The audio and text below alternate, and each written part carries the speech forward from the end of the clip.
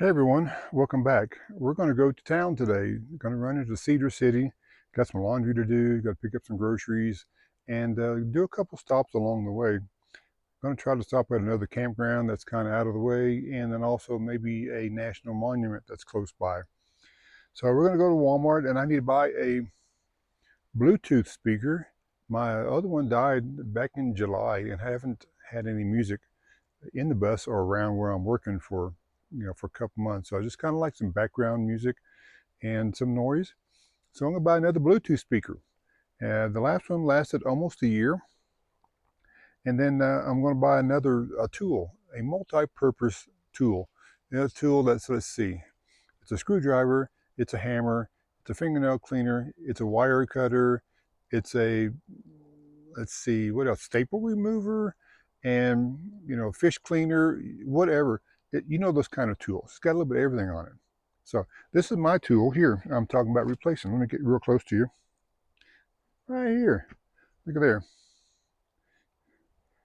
This is the Uncle Henry pocket knife, multi-purpose tool. Mine has seen much better days. It's missing all the points, and this one is chewed up from removing staples. So this is on our list of things to get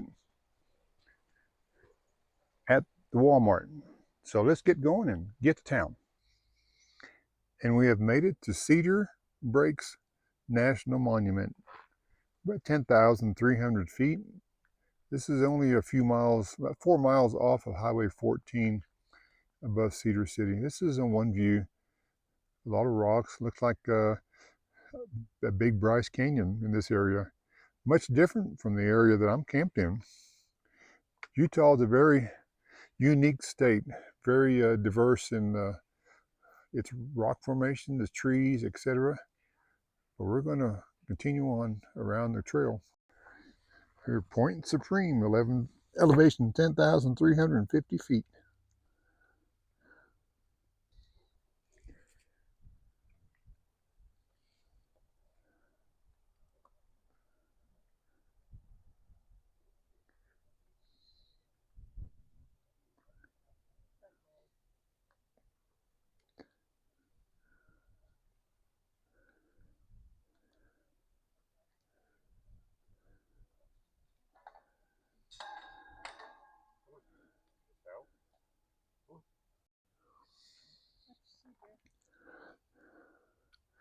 On a clear day, you can see for miles. A lot of smoke in front of us.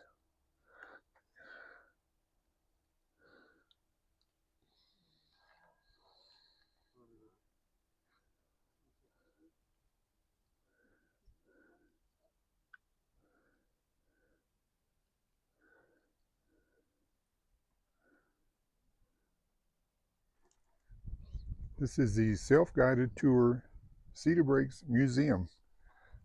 We'll peek our head in the door and see what we can find. Open.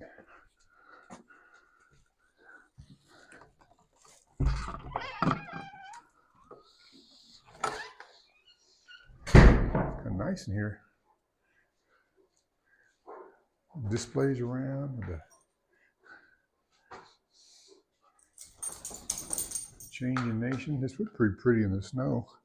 Let's go look out the window, observation windows.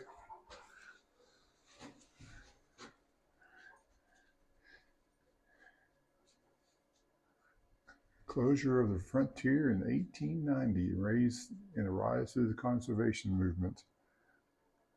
Yep. Railroad came through, but here's the. But if you had a house right up here, this would be kind of nice, wouldn't it? In the summertime. Moving to high country. Yep, sheep, goats.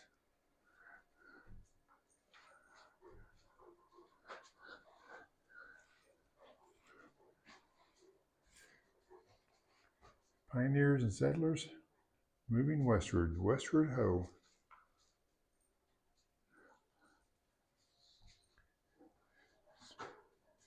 Traditional natives, tribal community, Paiute traditions. They were in this area.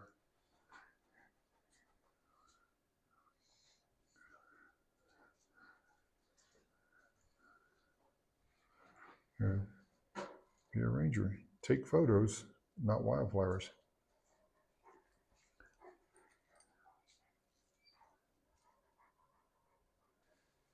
Here's a map. Early tourists, mid 1900s. On to Cedar City, Bryce Canyon, Cedar Breaks, Kanab, Zion, Grand Canyon. This whole area is beautiful.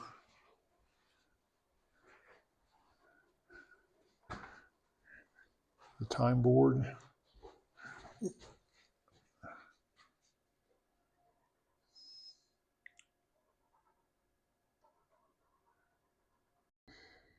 There are some trails here. If you have time, you can take a trail. It's a 1 mile and a 2 mile. It takes about 3 or 4 hours, but we're like everybody else. A lot of people just passing on through. Seems to be dog friendly. Saw several dogs on the overlook.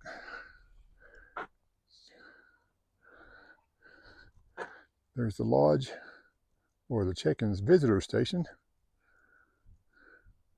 And let's get moving. Got thinking if I'm going to be painting signs for the Forest Service, might as well become a junior ranger.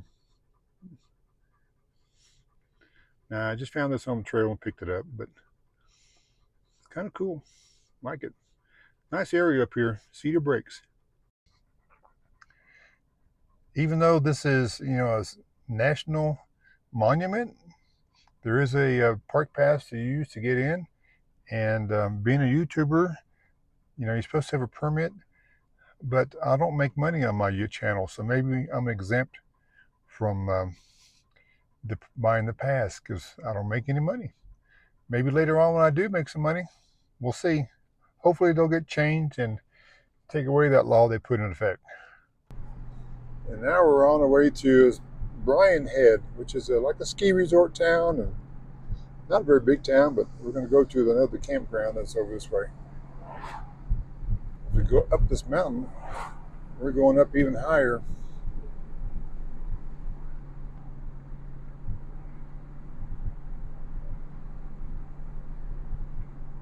The old bus would not have liked this one very well. It's pretty good uphill.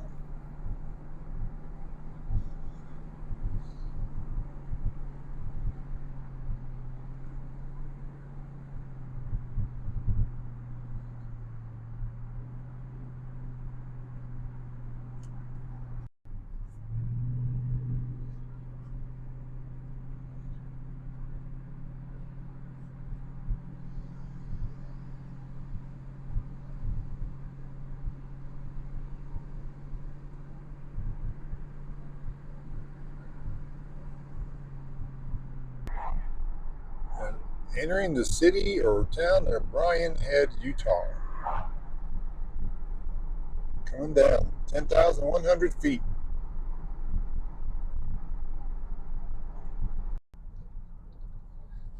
Got a bridge and a ski lift going across the road.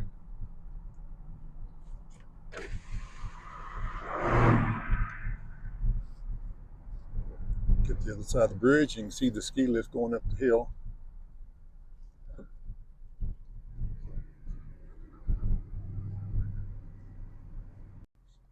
And Bryan Head is very much a ski town. Big buildings, brand new buildings.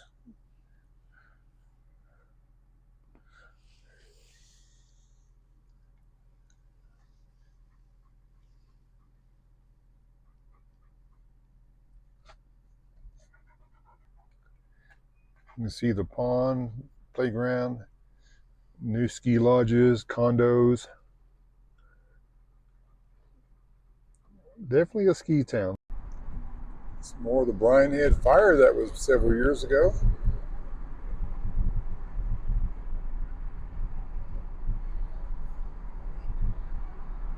We're going down a 13% grade right now, so it is you hear the trucks are flying to get up, but this is pretty sharp. Not recommended for trailers, and I can see why.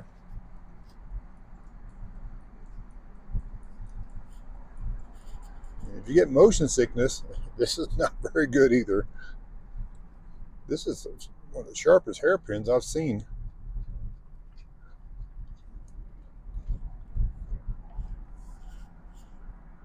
And another one. There's a road above.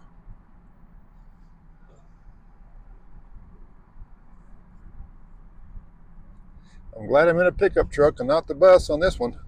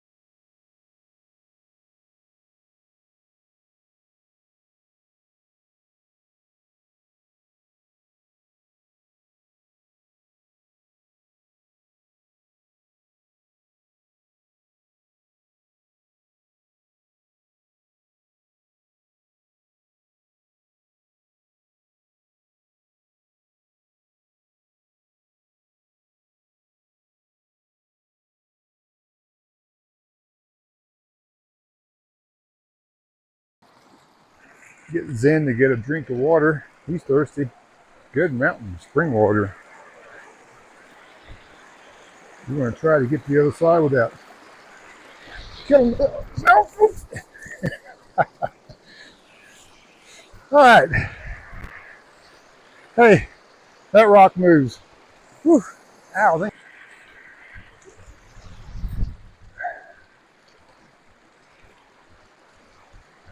All right. We're going to, you notice that I took a little spill there, but the camera is also pointing the wrong direction. So I noticed I'm going to come back over here and redo this. As I mentioned that the Yankee Meadows campground is the one we were just at up the hill here, and I got down and I realized that the sound was not working. So yeah, I hope you enjoyed the view. But so yeah, it's a nice area, really quiet, desolate out here, and it was in the Bryan Head fire about 7 years ago, and burned all the campgrounds. So that's why everything is brand new, new camp covers, new everything. It's about, I would say, about 8, 9 miles off the main highway on the pavement, and then about 3 more miles on dirt road. So if you want to get away from everything, wow, this is the place to go. Down this mountain stream, Zen's down drinking his water. Again, he's walking in it now, but we're getting ready to finish up and go do some laundry. Because I've got some socks to wash now, again.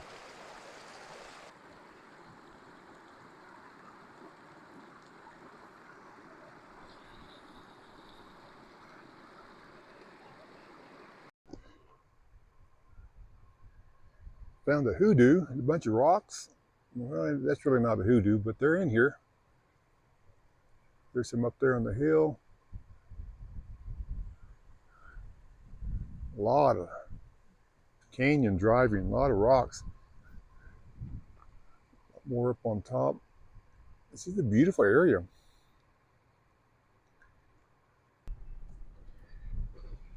You get down to the lower elevations and you've got these maple trees that are in full bloom. Looks like maple trees. I think so. They're beautiful. Bright, bright. Lots of colors.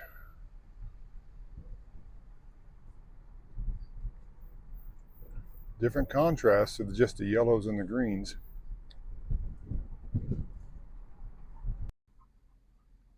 Some more.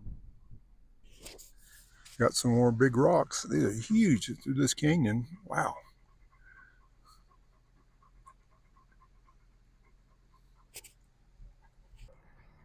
Here's one of the first places I came to in Cedar City when my bus broke down.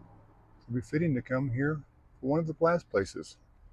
Not because the buses broke down, but to get some fuel additive.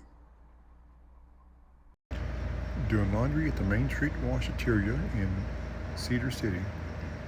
5 different sizes of washers and 5 different prices. This place is amazing, clean, and almost brand new. True statement. Zen is worn out from all this driving around the country today. He didn't get his naps when he's in the truck. Oh, it's like, leave me alone. What do you want this morning? You want some petting, do you? You gonna be camera hog? You gonna be a camera hog? Yeah. Well, we're back from our trip to the big city of Cedar City and got a few things. I'll show you what I got. A couple things. Went to the Walmart, which is with the zoo. Tell you what, it's just maybe people in there. You can't go up and down the aisles, but you know what? You got to have the groceries. But I did find a few things that are cheaper at Family Dollar than I did at Walmart once in a while. So you got to shop around too. But yeah, here's what I got.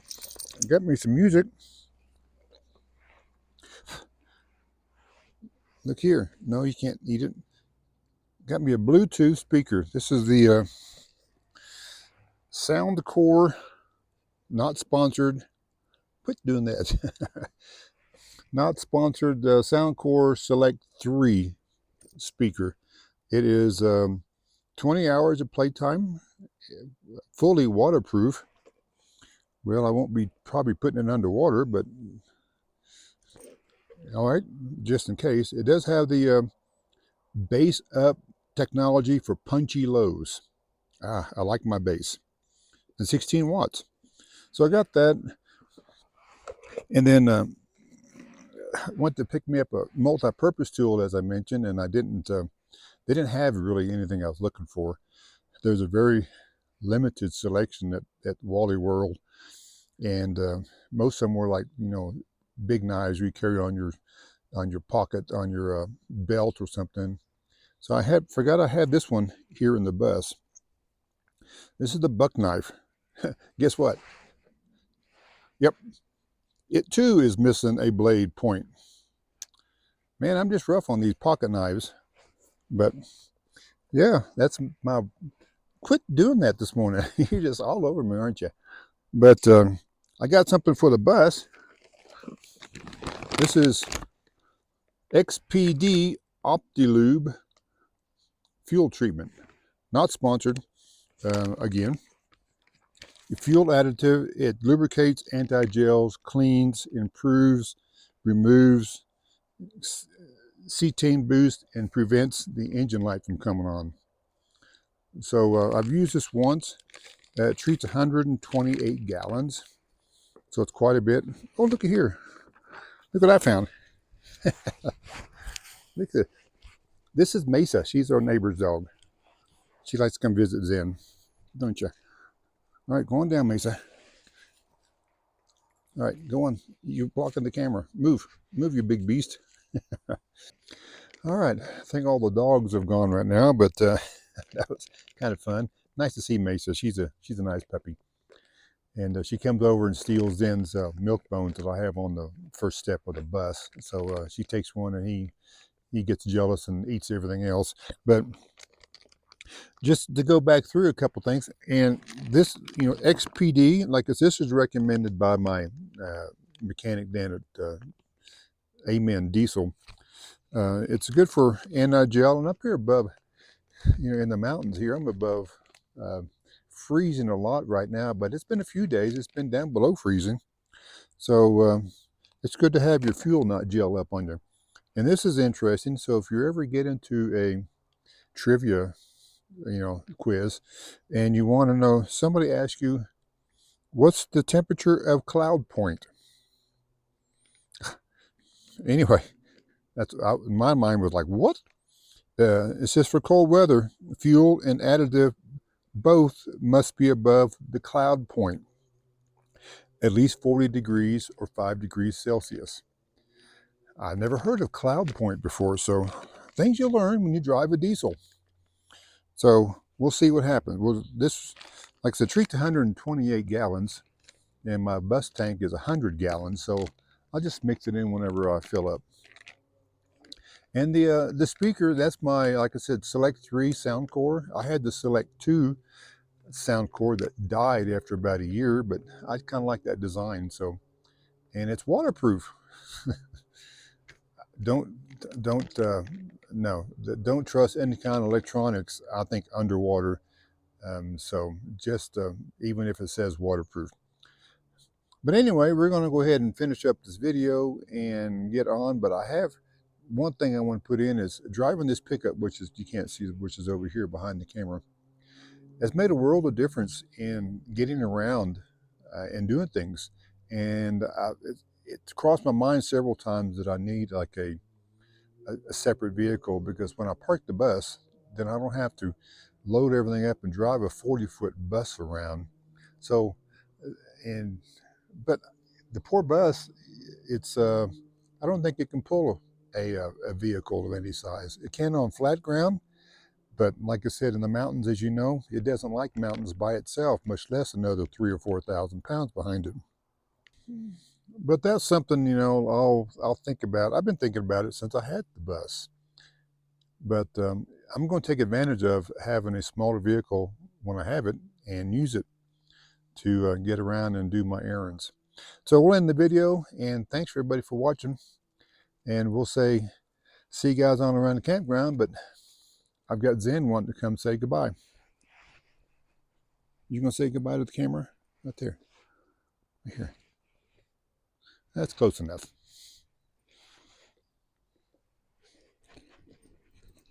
Well, you're such a big bud.